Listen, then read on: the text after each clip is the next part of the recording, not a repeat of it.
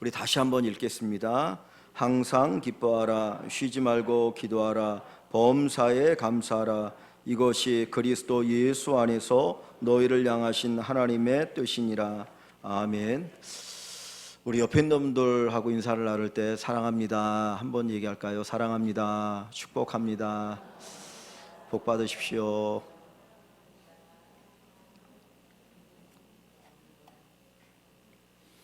이렇게 사랑합니다라고 얘기하니까 어떤 분은 진짜 사랑하는 모습으로 사랑합니다라고 얘기하는 분들이 있어요. 예, 감사합니다. 2023년도 한 해 동안 또 함께 믿음 생활하고 또 함께 같이 보낼 수 있어서 너무나 감사했습니다. 2024년도는 더 행복한 한 해가 되었으면 좋겠습니다. 그냥 제가 설교를 시작하면서 한 가지 질문을 던진다면 2023년 여러분 행복하셨습니까? 옛날에 대통령 선거에 나왔던 어떤 분이 살만하십니까? 뭐 그런 질문을 던지던데요. 올 한 해 여러분들 행복하셨습니까? 어떤 분은 당당하게 행복했다고 얘기하는 분도 있고 어떤 분은 그렇지 못하다는 생각을 가지고 있는 분도 있을 것입니다. 그러나 2024년도는 여러분 모두 다 행복하시기를 소망합니다. 하나님께서는 하나님의 자녀된 우리들이 행복하게 살기를 원하십니다. 그래서 신명기에 보면 이스라엘아 너는 행복자로다. 이스라엘아 너는 행복자로다. 하나님께서 우리를 보시면서 너는 행복한 사람이야. 너는 행복한 사람이야. 우리가 가지고 있는 조건이 어떠하든지 간에 하나님 우리를 보시면서 너는 행복한 사람이야. 또 우리도 하나님 앞에서 나 자신을 보면서 나는 행복한 사람이야, 행복한 사람이야. 우리 스스로에게 그렇게 이야기할 수 있으면 좋겠습니다. 우리 자신에게 한번 얘기해 볼까요? 나는 행복한 사람이야. 나는 행복한 사람이야. 예, 여러분 모두가 행복한 사람인 것을 믿으시면 좋겠습니다. 같은 일을 하면서도 행복한 사람이 있고 불행한 사람이 있습니다. 똑같은 일을 하는데 어떤 분은 난 정말 행복해. 근데 어떤 분은 아니야 나는 불행해 라고 얘기하는 사람이 있죠. 똑같은 재산을 가지고 있으면서도 어떤 사람은 행복하다라고 얘기하는 사람이 있고 어떤 사람은 불행하다라고 이야기하는 사람이 있습니다. 그것은 무슨 일을 하느냐, 얼마나 가졌느냐, 그것이 행복의 조건은 아니다라는 걸 우리에게 가르쳐 줍니다. 심리학에서 행복의 조건을 세 가지로 이야기합니다. 몰입, 가치, 열정. 내가 무언가에 몰입하고 무엇에 가치를 부여하고 열정을 쏟으면 행복해진다라고 이야기합니다. 내가 몰입할 수 있는 어떤 일을 하고 내가 가치 있는 일을 하고 그리고 내가 열정을 쏟아부을 수 있는 일을 한다면 행복할 수 있다고 이야기하거든요. 우리 모든 성도 여러분들도 정말 몰입할 수 있는 일, 가치 있는 일, 열정을 품을 수 있는 일들을 많이 하시는 2024년 한 해가 되었으면 좋겠습니다. 근데 우리가 행복이라고 얘기할 때 우리 한국 사람들은 행복하면 뭐가 생각이 납니까? 영어로 행복을 이야기하면 해피, 그죠? 해피를 행복이라고 얘기하지 않습니까? 근데 해피라고 하는 그것, 해피니스, 이것은 어떻게 보면 행복감입니다. 행복감정. 내가 행복하다는 감정을 우리가 행복이라고 이야기합니다. 그러니까 조금 더 깊이 생각해 보면 감정 자체를 내가 어떻게 느끼느냐에 따라서 행복하다라고 말하는 사람이 있고 불행하다라고 말하는 사람이 있거든요. 근데 행복이라는 것이 단순히 감정이라면 최면을 걸면 그 사람은 평생 행복한 것처럼 살아갈 수가 있어요. 여러분들이 뉴스에서 봤는지 모르겠는데 정명석이라는 사람 23년인가? 이번에 또 형을 받았잖아요. 그 TV에서 어떤 여자분이 그 홍콩에 살던 한국계인 것 같은데 나와서 자기가 성폭행을 당했고 뭐 그러면서 정말 너무너무 힘들고 어렵지만 나와서 그 얘기를 했습니다. 근데 그 사람은 계속 그렇게 산 거예요. 근데 제가 얼핏 듣기로는 그 어머니도 성폭행을 당했고 자기 자신도 성폭행을 당했다고 해요. 근데 그 어머니가 뭐라고 말하냐면 정명석이 너 건강 뭐 검사 하는 거다 라는 식으로 얘기를 했다는 게 완전히 세뇌가 돼가지고 성폭행인데도 불구하고 그것이 성폭행이 아닌 것처럼 뭔가 사랑받는 것처럼 세뇌되었다라는 거예요. 최면에 걸려버리면 행복이 아닌데도 행복한 줄 알 수 있어요. 행복이라는 것은 단순히 감정이 아닙니다. 만약에 행복이라는 것이 감정이라면 우리는 그 최면이나 뭐 이런 것을 통해서 우리의 감정을 만들어가면 돼요. 그런데 행복은 감정이 아니라는 거예요. 성경에 신약과 구약이 있지 않습니까? 구약은 예수님 오시기 이전에 쓰여진 것이 구약인데, 그 구약을 히브리어, 유대인, 이스라엘 사람들이 쓰는 언어로 기록했습니다. 근데 그 구약 성경에 보면 행복이라는 단어가 11번 나와요. 11번 나오는데, 모세가 기록한 신명기에 2번 나오고, 에스라서에 1번 나오고, 욥기서에 5번 나오고, 전도서에 3번 나옵니다. 제가 그냥 이 숫자를 보면 욥이 그 고난 속에서 막 이렇게 있으면서 기록되어진 거잖아요. 거기에 행복이라는 단어가 5번 나오더라. 전도서는 솔로몬이 헛되니 모든 것이 헛되다라고 하는 그런 표현 속에 행복이라는 단어가 3번 나온다라는 거예요. 근데 11번 행복이라는 단어가 나오는데, 이 행복이라는 단어가 우리 성경에는 행복이지만은 히브리의 성경에는 이 행복이라는 단어가 2 종류가 있습니다. 하나는 아세르라는 단어이고 하나는 토브라는 단어입니다.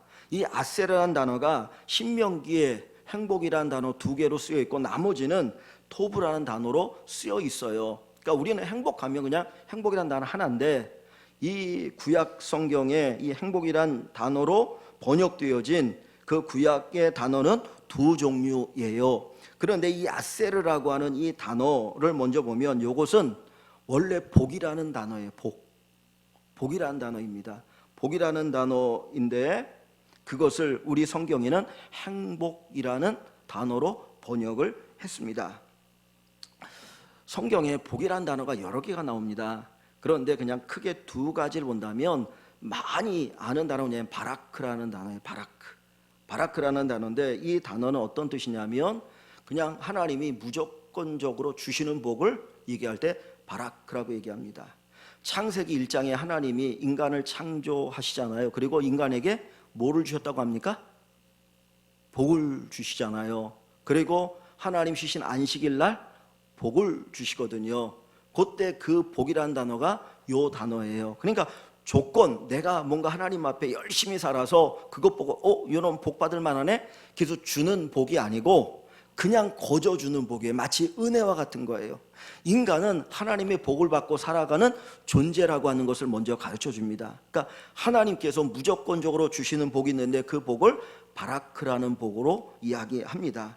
또 하나의 복이라는 단어가 아까 말씀드렸던 것처럼 야세르라고 하는 요 단어입니다. 이 야세르라고 하는 단어가 어디에 쓰여 있냐면 시편 1편 1절에 쓰여 있어요.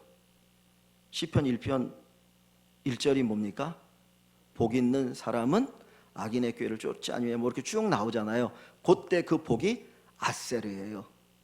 그러니까 바라크라는 단어를 쓰지 않고 거기서는 아세르라는 단어를 썼거든요. 거기서는 복인데 신명기에서는 요 복을 행복이라고 하는 단어로 번역을 합니다. 그런데 요 복이라는 이 야세르라고 하는 이 단어의 가장 기본적인 뜻이 뭐냐면 똑바로 걷다는 거예요. 똑바로 걷다. 똑바로 걷는 사람이 복이 있는 거예요. 그래서 시편 1편을 보시면 복 있는 사람은 악인의 꾀에 쫓지 않고 죄인의 길에 서지 않고 오만한 자의 자리에 앉지 아니하고 오직 여호와의 율법을 즐겨하여 주야로 묵상한다라고 얘기하잖아요. 그 삶이 어떤가를 보여주는 거예요. 곁길로 가지 않으니까 복 있는 사람인 거예요. 내가 똑바른 길을 가기 위해서 하나님의 말씀을 묵상하고 그 말씀을 가까이 하니까 복 있는 사람이에요. 그 사람은 어떤 사람 같다고 얘기합니까? 시냇가에 심은 나무와 같아서 때를 따라서 열매를 맺고 잎사귀가 청청하다라고 이야기합니다. 요게 복이에요. 그런데 요 복이라는 단어를 거기에는 뭐라고 썼습니까? 행복이라고 번역을 합니다. 그러니까 성경이 말하는 행복이라고 하는 것은 막연한 감정을 얘기하는 게 아니에요. 그건 속이는 거잖아요. 만약에 행복이라는 게 단순한 감정이면 얼마든지 속일 수 있어요. 하나님께서 우리에게 우리를 속이는 감정을 주시면서 너 행복한 사람이야, 행복한 사람이 그렇게 말하지 않으시고 진짜 우리에게 복을 주시고 그 복을 누리며 살아가도록 하시면서 너가 행복한 사람이야 라고 말씀합니다. 여러분, 우리가 똑바로 걸어가는 삶이 복된 삶입니다. 그래서 여기에서 시온의 대로가 열린다라는 표현을 쓰고 하나님 앞에 가까이 나가는 것을 이야기하기도 합니다.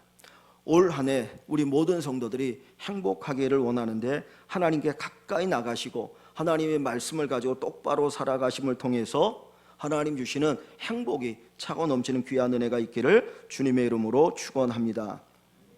두 번째로 행복이라는 단어는 토브라는 단어라 그랬습니다. 9번 구약 성경에 이 단어가 쓰였는데 이 토브라는 단어의 뜻은 뭐냐면 선하다, 착하다라는 뜻이에요. 그래서 선하고 착하다, 거기에서 땅이 비옥하다, 아름답다, 좋은 냄새가 난다라는 여러 가지 뜻이 파생이 됩니다. 그러니까 착한 것이 뭐예요? 행복이라는 거예요. 이게 좋다라는 뜻입니다. 그래서 창세기 1장에 하나님 세상을 창조하시고 하나님 보시니 어떻다고 하나요? 보시기에 좋았더라. 그 좋았더라는 단어가 요 단어예요. 토브, 선하다. 하나님 보시기에 선한 것이 좋은 것이고 그것이 바로 행복입니다. 그러니까 행복한 사람은 어떤 사람이냐? 하나님 보시기에 선한 길을 가는 사람이 행복한 사람이에요. 그래서 우리 일광의 식구들이 2024년도를 살아갈 때에 하나님 보시기에 선한 사람들, 그리고 우리가 바른 길을 걸어감을 통해서 하나님이 우리에게 주시는 복을 마음껏 누리며 살아가는 귀한 축복이 있기를 간절히 소망합니다. 행복은 실제입니다.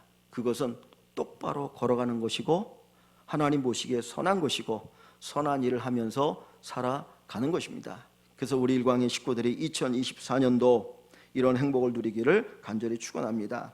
오늘 저희들이 읽은 이 데살로니가전서 5장 16절, 17절, 18절 세 가지를 우리에게 권면합니다. 항상 기뻐하라, 쉬지 말고 기도하라, 범사에 감사하라.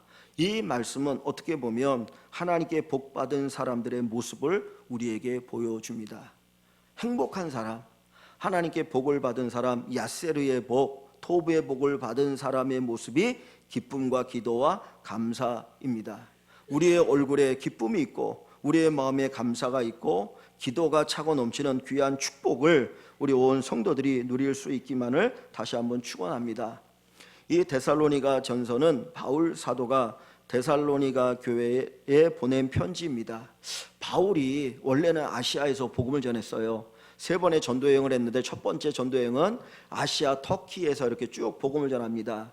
그런데 두 번째 전도여행은 다시 아시아에서 복음을 전하려고 했는데 하나님의 성령이 유럽으로 끌어가시는 거예요. 자꾸 길을 막으면서 유럽으로 끌어가시는데 꿈속에서 저 마게도냐 사람이 나타나서 와서 우리를 도와달라 하는 환상을 보게 됩니다. 그래서 하나님의 뜻이 이 아시아가 아니라 유럽에 있구나. 그래서 유럽으로 가서 복음을 전한 첫 번째 복음 전한 곳이 어디냐면 빌립보라고 하는 도시입니다.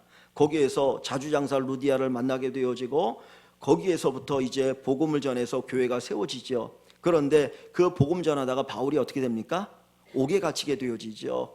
그 이상한 복음을 전한다고 해서 옥에 갇히게 되어지는데 그 옥에 갇혔다가 풀려나서 그 다음에 2개의 도시를 거치고 그 다음에 복음 전한 곳이 어디냐면 이 데살로니가입니다. 그런데 이 데살로니가에서 복음을 전할 때 이 유대의 귀부인들이 바울이 복음 전한다는 소식을 듣고 거기까지 쫓아왔어요. 그런 난리를 칩니다. 그러니까 바울이 웬만하면 떠나지 않는데 거기서 어떻게 머물 수가 없어가지고 거기서 복음 전한 지 3주 만에 그곳을 떠나요. 그래서 아테네에 머물면서 쓴 편지가 이 데살로니가 전서입니다. 여러분, 우리만 생각해봐도 내가 예수 믿은 지 3주 됐다. 그 사람 믿음이 좋은 분입니까? 아니면 초보적인 믿음을 가지고 신앙생활하는 분입니까? 3주 됐으면 초보 아닙니까? 사실 우리가 예수 믿은 지 몇 년 돼도 우리의 믿음이 사실 이렇게 부족한 데가 많잖아요. 그런데 아무리 바울 사도에게 복음을 들었다고 해도 예수 믿은 지 3주밖에 안 됐다면 이 성도들은 마치 어린아이와 같이 믿음이 약한 성도들이거든요. 그런데 바울이 그들을 남겨놓고 그 데살로니가를 떠날 때에는 마치 갓 낳은 자식을 집에 남겨놓고 집을 떠나는 어머니의 심정일 거예요. 야, 저 데살로니가 교회 성도들이 믿음 생활 잘할 수 있을까? 많은 핍박이 있는데 이 핍박을 이길 수 있을까? 하는 안타까운 마음을 가지고 하나님 앞에 간절히 기도하면서 그 교회에 보낸 편지입니다. 그래서 이 데살로니가전서 1장에 보면 그들을 칭찬합니다. 야, 너희들의 믿음이 대단해. 너희들의 소망이 대단해. 너희들의 사랑이 대단해. 그래서 막 칭찬해줘요. 그리고 두 번째로 뭘 얘기냐면 우리가 너희에게 복음 전할 때 말로만 복음 전한 게 아니고 나의 모든 거 다 쏟아부었다. 내 죽음을 각오하고 헌신하면서 복음을 전했어. 그리고 그들을 얼마나 사랑한지를 이야기합니다. 그런데 이 성도들이 또 핍박이 많고 환난이 많으니까 예수 믿으면 천국 간다니까 무슨 생각하냐면 빨리 천국 갔으면 좋겠다. 이거 예수님이 이렇게 힘든데 이거 어떻게 견디나 그런 생각을 가지고 있거든요. 그래서 예수님의 재림에 대한 이야기를 또 합니다. 그리고 마지막 5장에 가서 이 성도들에게 신앙의 일반적인 권면을 하고 있어요. 그 권면의 내용 가운데 오늘 우리에게 본문의 이야기를 하고 있는 것입니다. 자, 13절을 보시면 5장 13절 끝부분에 보면 다른 거 다 빼놓고 끝부분에 보면 뭐라고 얘기합니까?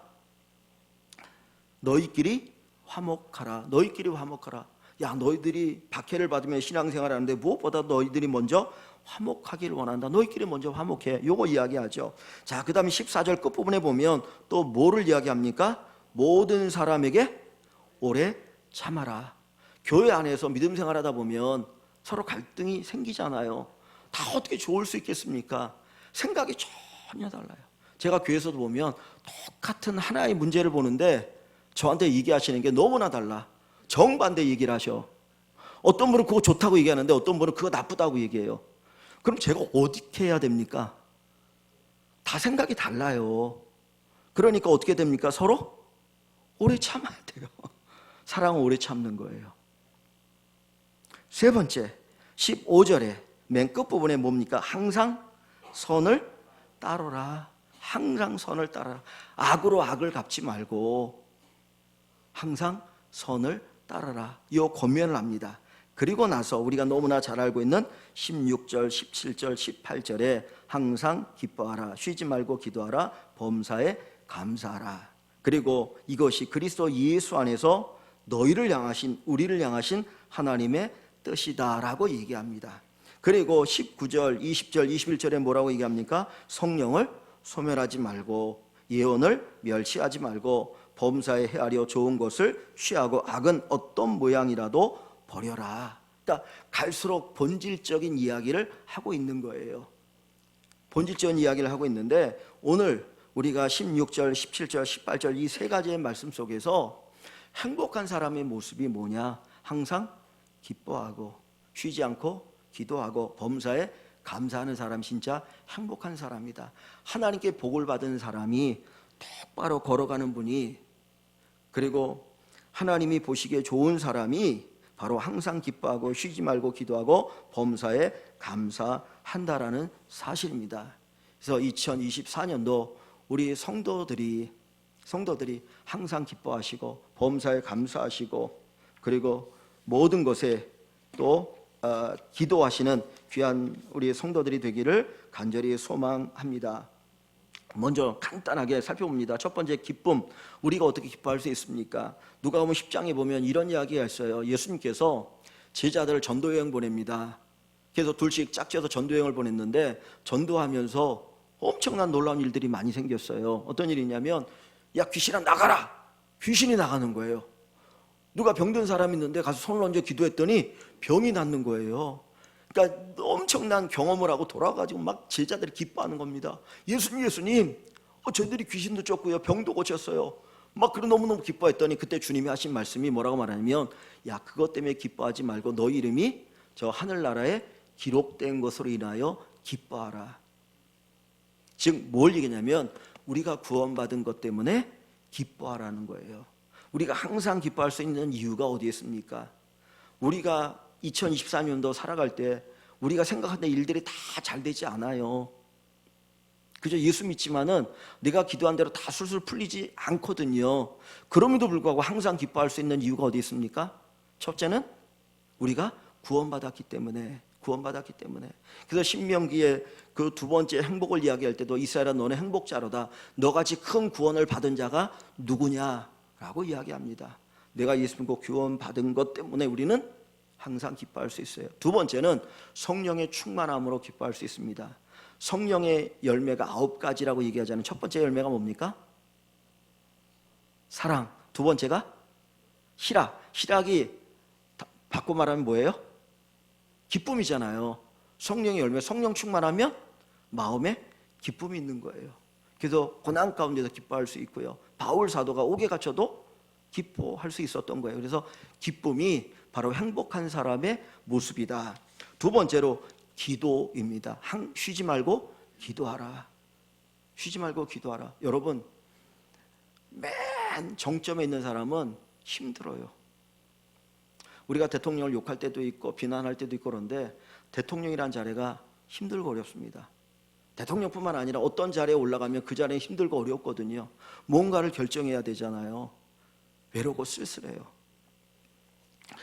저희 선배 목사님 가운데 이렇게 좀 유명하신 선배 목사님 있어요. 교회도 왔는데 그 선배 목사님이 하셨던 얘기가, 야, 나는 외로워. 나는 외로워. 그래가지고 그 교회 부교육자는 어떤 사람 뽑냐면 족구를 잘하는 사람 뽑아요. 면접 볼 때, 야, 너 족구 잘해?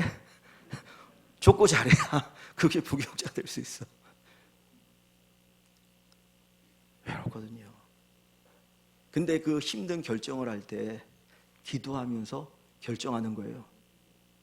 누군가가 내 옆에 내가 의지할 대상이 있다고 하는 게 우리에게 얼마나 행복한지 몰라요.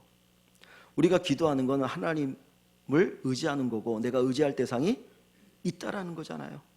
하나님 앞에 기도하면서 하나님, 이 일이 잘 돼도 하나님이 은혜고 안 돼도 하나님 책임지십시오.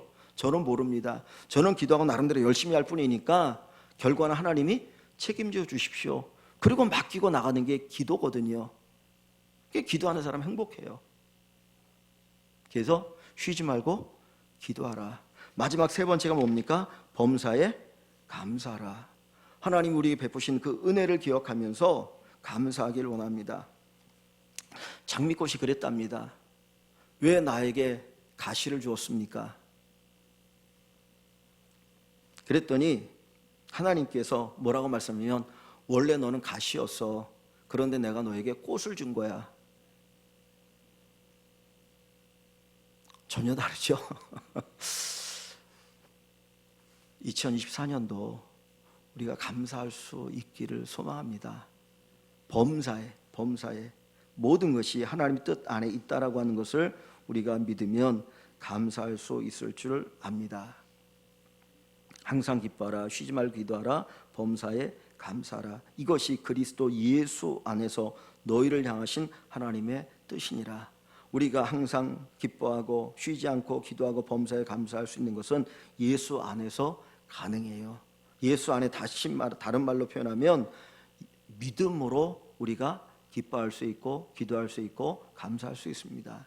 그래서 2024년도 우리가 믿음 속에서 하나님 앞에 기쁨을 누리고 하나님 앞에 기도하고 하나님 앞에서 감사의 삶을 살아가면 좋겠습니다. 예배를 드릴 때에도 가정생활할 때도 직장생활할 때도 무엇을 할 때든지 우리가 기쁨과 기도와 감사 속에서 행하는 한 해가 되기를 소망합니다. 그래서 내년주의 표를 기쁨으로 기도로 감사로 정했습니다. 기쁨으로 기도로 감사로. 그래서 뭘 하든지 기쁨으로 기도로 감사로 하시는 한 해가 되기를 주님의 이름으로 간절히 축원합니다.